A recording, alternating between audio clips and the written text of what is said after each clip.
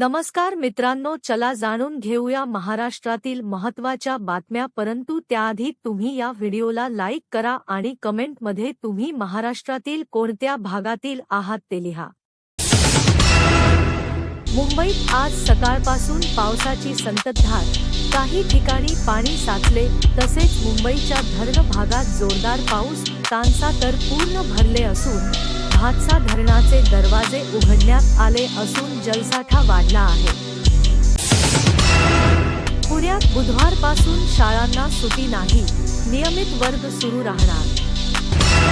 नागपूर मेट्रोच्या दुसऱ्या टप्प्याचे काम 80% पूर्ण, लवकरच उद्घाटनाची शक्यता।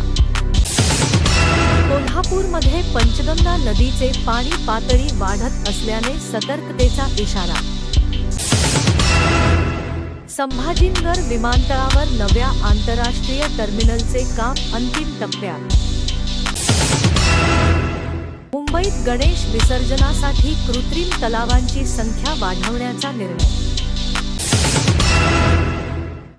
ठाणे महापालिकेने रस्त्यांच्या खड्ड्यांवर तत्काळ काम सुरू केले।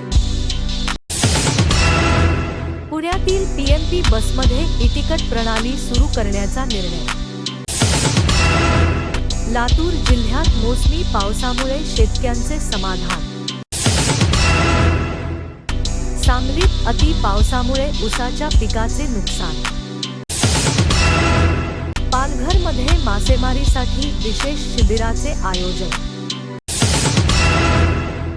नाशिकमध्ये द्राक्ष निर्यातदारांसाठी प्रशिक्षण शिबिराला सुरुवात। रत्नागिरीत कोकण रेल्वेवर लघुउद्योग क्लस्टर प्रकल्पाला मंजुरी। सोलापूर विद्यापीठात 300 नवीन पीएचडी जागा उपलब्ध। धन्यवाद।